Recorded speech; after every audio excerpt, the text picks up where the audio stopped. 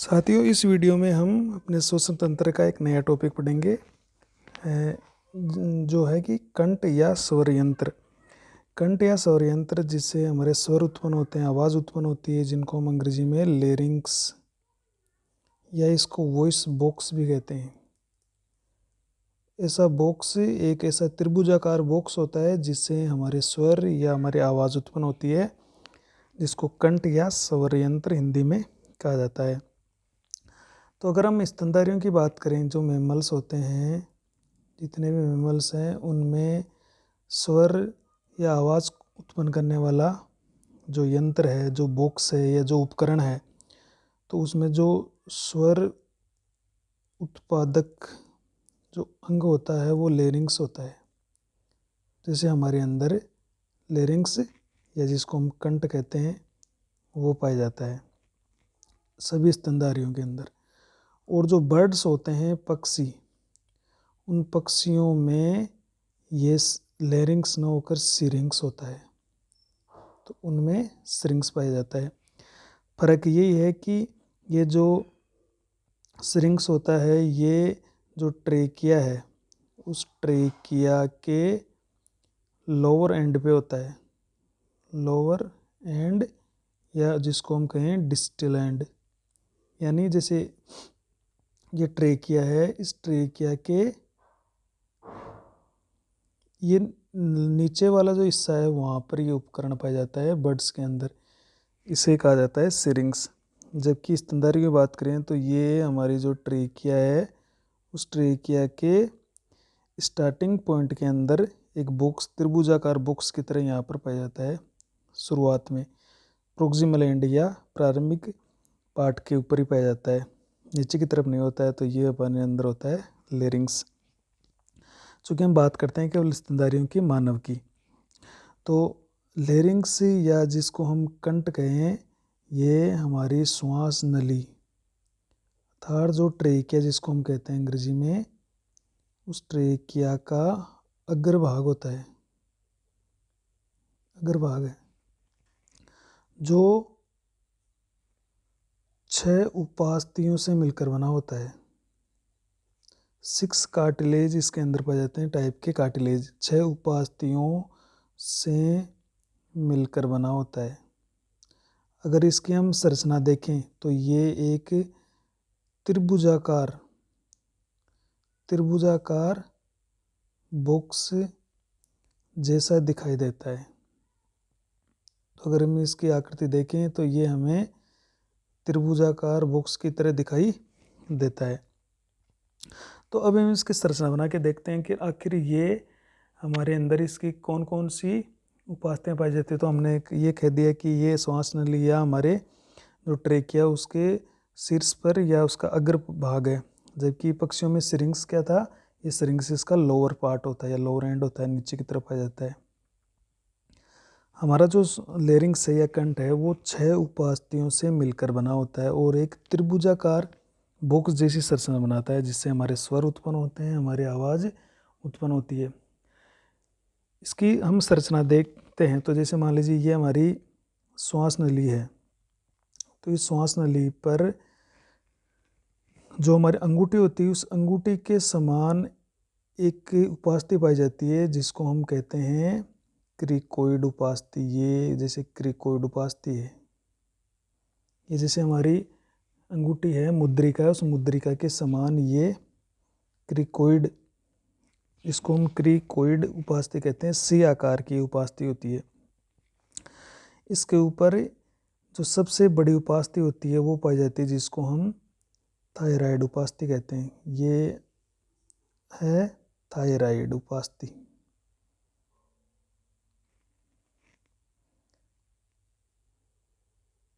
इस तरह से इसको, चलिए इसको हम कहते हैं ये थायराइड उपास्थि। देखिए सबसे बड़ी हमारी उपास्थि होगी, ये हमारी श्वास नली है। जैसे श्वास नली का ये, इसके ऊपर सी आकार के छल्ले होते हैं।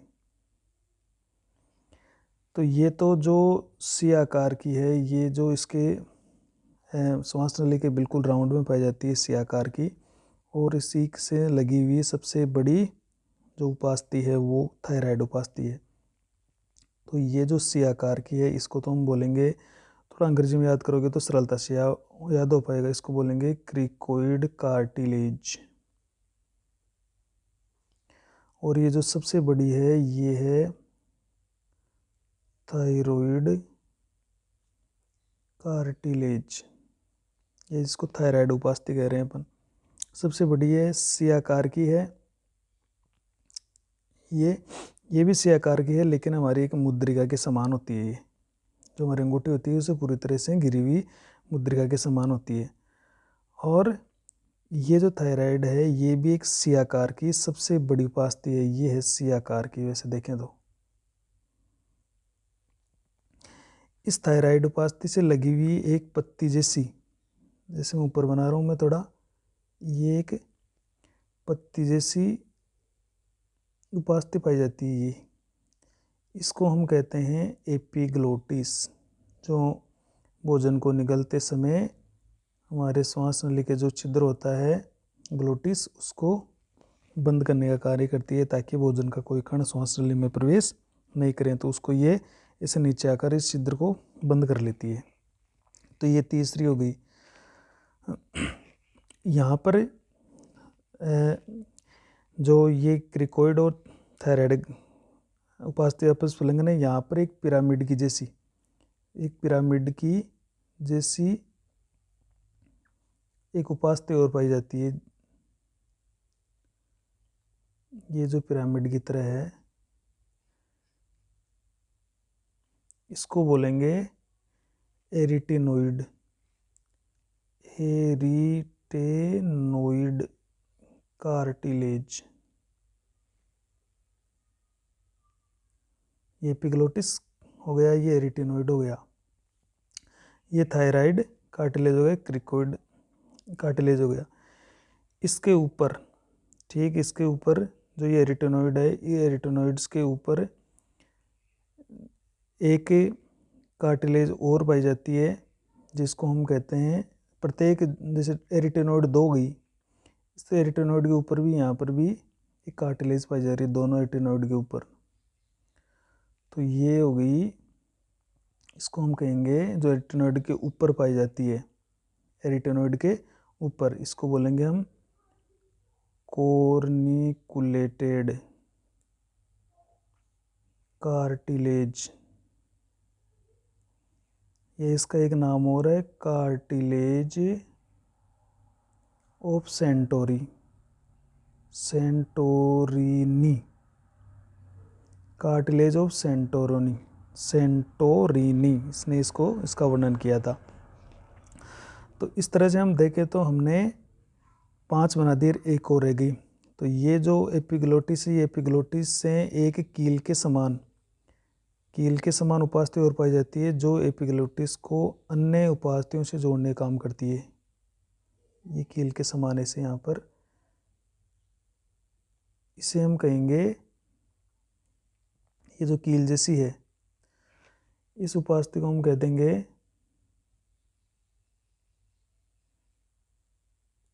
Cuneiform cartilage. इसको हम कह देंगे क्यूनिफॉर्म कार्टिलेज। तो इस प्रकार से हमने 6 कार्टिलेज बना लिए। जो मुद्रिका के समान है या रिंग के समान है वो क्रिकोइड कार्टिलेज है। ये एक ही है, संख्या में एक है, जैसे एक अपन को ये दिखाई दे रही है। दूसरी सबसे बड़ी जो कार्टिलेज है वो थायराइड है, सी आकार की है मुख्यतः, ये जैसे यहाँ से शुरू होती है और ये सी आकार की है, जबकि ये एक पूरे राउंड के अंदर फैली रहती है इस तरह से। ये सी आकार की सबसे बड़ी जो उपास्थि है हमारे कंठ की वो थायराइड कार्टिलेज है। थायराइड कार्टिलेज के ऊपर देखो ये पत्ती जैसी एक उपास्थि लगी हुई, इसको हमने कहा एपिग्लोटिस। क्रिकोइड और थायराइड ग्रंथि के साथ यहाँ एक पिरामिड जैसी 2 कार्टिलेज और होती है। तो एपिग्लोटिस भी एक है। तो संख्या में की बात करें तो एरिटेनोइड जैसे का ये क्रिकोइड है वो एक है, थायराइड भी एक है, एपिग्लोटिस भी एक है, जबकि एरिटेनोइड की बात करें तो पिरामिड जैसी ये 2 हैं और इसके ऊपर ये 2 और लगी हुई है अर्थात कोनिकुलेटेड कार्टिलेज ऑफ सेंटोरिनी, ये भी 2 हैं। और इसी तरह से क्यूनिफॉर्म जो है ये भी 2 संख्या में 2 होती है। लेकिन अपन बात करें तो जैसे क्रिकोइड है, फिर थायराइड है, तीसरी हमने पढ़ी एरिटेनोइड्स, चौथी हमने पढ़ी एपिग्लोटिस, पांचवी हमने पढ़ी कोनिकुलेटेड और छठवीं हमारी कोनिफॉर्म कार्टिलेज जो कील की तरह होती है, कील के समान। तो इस तरह से ये 6 जो कार्टिलेज है इनसे हमारा कंठ बना हुआ है या हमारे स्वर यंत्र या हमारा स्वर उपकरण बना हुआ है। तो हम इनको एक एक को पढ़ते हैं। तो देखिए इनमें जो सबसे फ्लेक्सिबल है, आपको दिख रहा है कि जो सबसे ज़्यादा फ्लेक्सिबल होगी एक तो ये होगी आपकी जो एपिग्लोटिस है, और दूसरी ये जो आपको कोनिकुलेटेड जो कार्टिलेज है ये सेंटोरिनी की कोनिकुलेटेड जो कार्टिलेज है ये सबसे ज़्यादा फ्लेक्सिबल होती है। जैसे ये फ्लेक्सिबल है, ये इसको छिद्र को बंद करती है, ये भी खूब फ्लेक्सिबल होती है। इस कारण से एपिग्लोटिस और कार्टिलेज ऑफ सेंटोरिनी इलास्टिन तंतुओं के बने होते हैं, इलास्टिन कार्टिलेज के बने हुए हैं। जबकि बाकी जो अपन बात करें तो ये हाइलिन कार्टिलेज की बनी हुई है। तो अगर हम ये बात करें कि इसके अंदर जो इलास्टिक कार्टिलेज है वो किस किस से बनी हुई है, तो इलास्टिक जो कार्टिलेज है उसमें 2 ही कार्टिलेज आती है, एपिग्लोटिस व कार्टिलेज ऑफ सेंटोरिनी। ये 2 कार्टिलेज ऐसी है जो कि इलास्टिन फाइबर्स की बनी हुई है। दूसरी बाकी जो है वो सभी हाइलिन कार्टिलेज की है, हाइलिन कार्टिलेज की। इसके अंदर है जैसे हमारी सबसे बड़ी थायराइड कार्टिलेज हो गई, जो मुद्रिका के समान है वो क्रिकोइड हो गई। इसके अलावा जो पिरामिड की तरह हो गई वो रेटिनोइड हो गई, और लास्ट की कोनिफॉर्म कार्टिलेज हो गई। तो ये सभी हाइलिन कार्टिलेज की बनी हुई है, जबकि इलास्टिन का मतलब तो ये ज़्यादा फ्लेक्सिबल है, ज़्यादा फ्लेक्सिबल होते हैं, ये ज़्यादा मूवमेंट करती है, इसलिए ये एपिग्लोटिस और सेंटोरिनी की कार्टिलेज है वो इलास्टिन तंतु का बना हुआ है, बाकी सब हाइलिन कार्टिलेज के बने हुए। हाइलिन कार्टिलेज फ्लेक्सिबल इससे कम होता है लेकिन मजबूत ज़्यादा होता है। अब हम एक एक की चर्चा करते हैं इनमें। सबसे पहले हम बात करते हैं अपने सबसे बड़ी थायराइड की बात कर लेते हैं, थायरॉइड कार्टिलेज।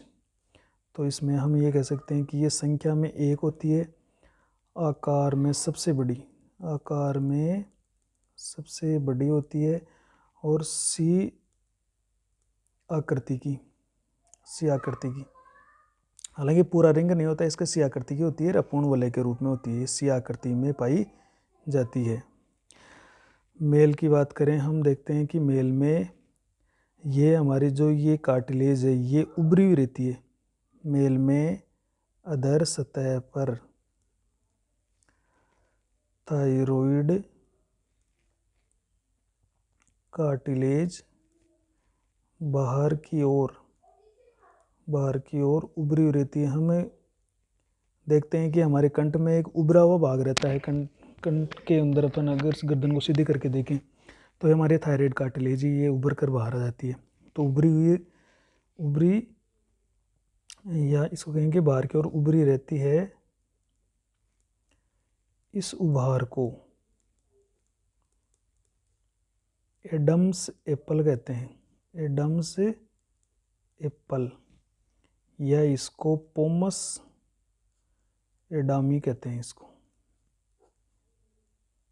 ये जो हम गले में देखते हैं, जैसे मान लीजिए अपने जो गला है वो उस गले को अपन देखें तो उस गले के अंदर ये यहाँ से ये उभार सा होता है, इस उभार को हम कहते हैं एडम्स एप्पल।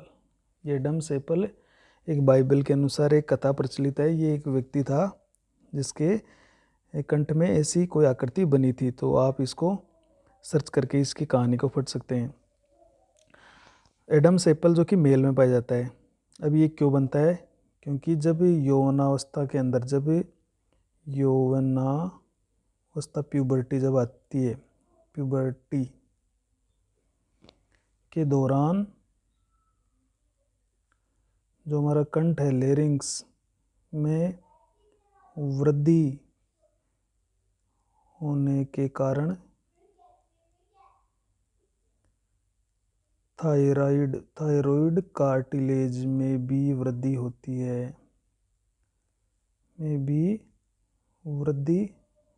है, इस कारण से ये यहाँ पर एडम सेपल बनता है। जैसे लेरिंग्स में जब हम जानते हैं कि कंठ हमारा वृद्धि करेगा तो उसके साथ थायराइड कार्टिलेज भी वृद्धि करती है, तो ये बाहर की तरफ है, ये उभार के रूप में निकल जाती है।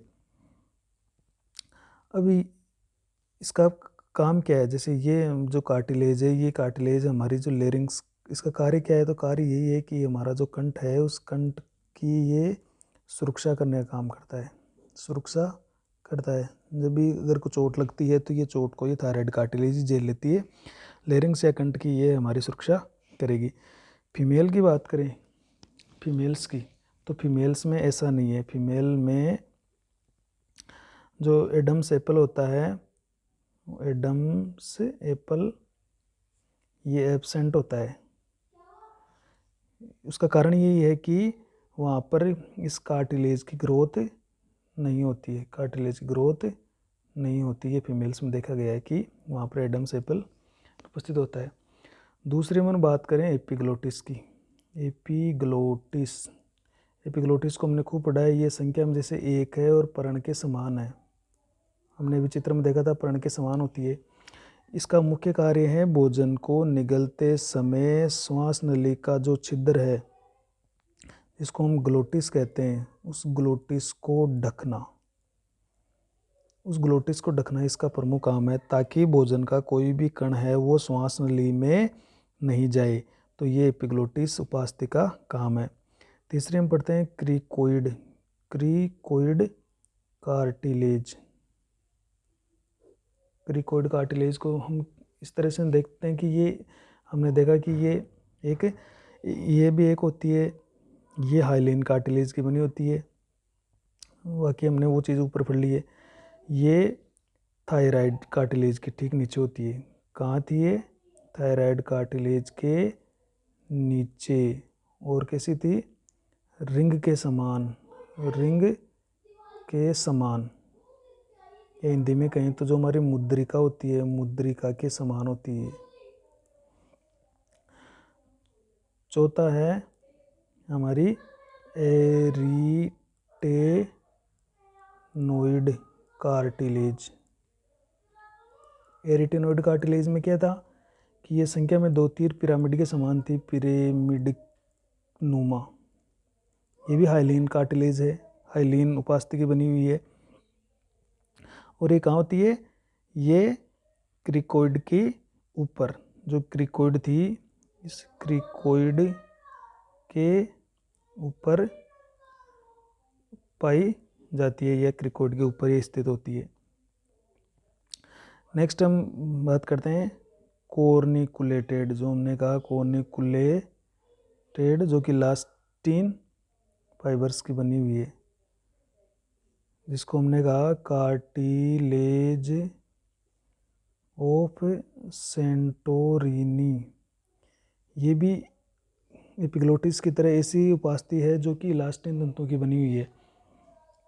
ये भी संख्या में 2 होती है। और कहाँ होती है ये? हमने पिरामिड नुमा जो एरिटेनोइड है, एरिटेनोइड के ऊपर स्थित होती है, और इलास्टिन कार्टिलेज की बनी हुई है। और लास्ट में हम पढ़ लेते हैं जो कील के समान है, क्यूनिफॉर्म कार्टिलेज। यूनिफॉर्म कार्टिलेज है, वो संख्या में 2 है और कील के समान है, जिसको हम कहेंगे वेज शेप्ड, वेज या कील के लाइक है। ये क्या काम करती है? यह एपिग्लोटिस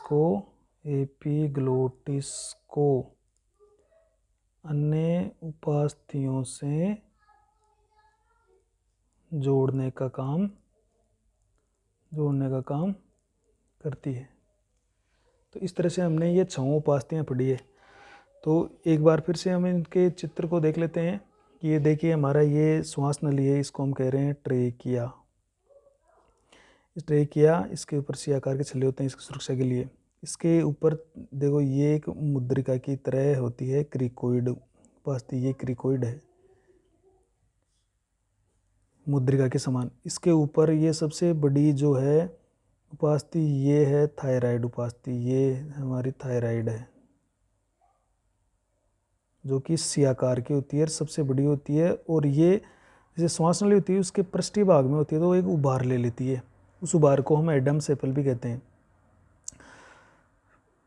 ये जैसे इससे ऊपर नहीं होती जबकि ये अदर्श सतह में उभार लिए होती है, इस तरह से रहती है। ये जो पत्ती के समान आप कार्टिलेज देख रहे हो ये है एपिग्लोटिस, जो इस ढक्कन को बंद करेगी, ये श्वास नली के छिद्र को ये बंद करेगी, फ्लेक्सिबल होती है। ये यहाँ पर क्रिकोइड के ठीक ऊपर ये पाई जा रही है पिरामिड के समान, इसको हम कहेंगे एरिटिनोइड उपास्थि, ये 2 एरिटिनोइड है। इस एरिटिनोइड के ऊपर ये जो आपको दिख रही है फ्लैप लाइक स्ट्रक्चर, इसको हम बोलेंगे कॉर्निकुलेटेड कार्टिलेज या सेंटोरी की कार्टिलेज। ये और एपिग्लोटिस और सेंटोरिनी ये दोनों इलास्टिन कार्टिलेज की बनी हुई है। बाकी जो एक बच की कील के समान जो एपिग्लोटिस को अन्य अस्थियों के साथ जोड़ने का काम कर रही है वो है क्यूनिफॉर्म कार्टिलेज, जो कि संख्या में 2 होती है। तो इस तरह से 6 हमारा ये जो कंठ का बॉक्स है, वॉइस बॉक्स है, ये 6 उपास्थियों से मिलकर बना होता है और सम्मिलित रूप से हमारे कंठ की सुरक्षा करता है, हमारे लेरिंग्स की सुरक्षा करता है। और इसके अंदर स्वर रज्जु होंगे, तो हम इस नेक्स्ट में अपन वोकल कॉर्ड या स्वर रज्जु पढ़ेंगे कि स्वर रज्जु कहाँ पर स्थित होते हैं और किस तरह से वो स्वर उत्पन्न करते हैं। तो नेक्स्ट वीडियो में अपन उसको देखेंगे। तो ये हमारा आज की वीडियो में हमने केवल अपने कंठ की या स्वर यंत्र की संरचना को पढ़ा है, जिसमें 6 प्रकार की उपास्थियाँ हैं। तो इसमें कई बार क्वेश्चन बनता है कि जैसे कौन सी उपास्थि केवल इलास्टिन कार्टिलेज की बनी हुई है जो ज़्यादा फ्लेक्सिबल है, तो वो एपिग्लोटिस और कार्टिलेज सेंटोरोनी का कार्टिलेज होता है, जिसको कॉर्निकुलेटेड कार्टिलेज भी कहते हैं। बाकी जो 4 बच के वो सभी उपास्थियाँ हैं वो हाइलिन कार्टिलेज की बनी हुई है। तो हमने इसका वर्णन करके, जिसमें सबसे इम्पोर्टेंट जो प्रश्न आता है वो थायराइड में से आता है कि थायराइड कार्टिलेज सी आकार की है और सबसे बड़ी है, और इसके बाहर की तरफ एक उभार होता है जिसको हम नर के अंदर या देखते हैं मेल के अंदर, तो ये उभार ले लेती है। ये उभरता है क्योंकि जैसे ही हमारा कंठ वृद्धि करता है, जब यौवनावस्था आरंभ होती है या जब हमारे शरीर की ग्रोथ होती है, तो कंठ वृद्धि करता है, उस कंठ के साथ साथ कार्टिलेज भी वृद्धि करती है। तो ये कार्टिलेज उभर कर थोड़ी बाहर आ जाती है और इस तरह से एक प्रोटेक्शन आवरण बना लेती है, जो कि हमारी अंदर जो लेरिंग्स है उसकी प्रोटेक्शन करेगा, ये सुरक्षा करेगा। तो इसको हम एडम्स एपल कहते हैं, जबकि फीमेल्स के अंदर एडम्स एपल नहीं होता है। एडम्स एपल की काम की बात करें तो इसका मुख्य काम होता है हमारे कंठ की लेरिंग्स की प्रोटेक्शन करना, उसकी सुरक्षा करना। बाकी भी सारी जो कार्टिलेज होती है वो सुरक्षा का काम करती है मिलकर, लेकिन जो सबसे इम्पोर्टेंट है वो हमारे थायराइड कार्टिलेज है जो सबसे बड़ी होती है। बाकी हमने इनका वर्णन देखा है। आप एडम्स एपल जो है इसकी आप इसकी कहानी बाइबल के अनुसार एक कहानी प्रसिद्ध है, तो उस आप कहानी को सर्च करके एडम्स एपल की थ्योरी को पढ़ सकते हैं।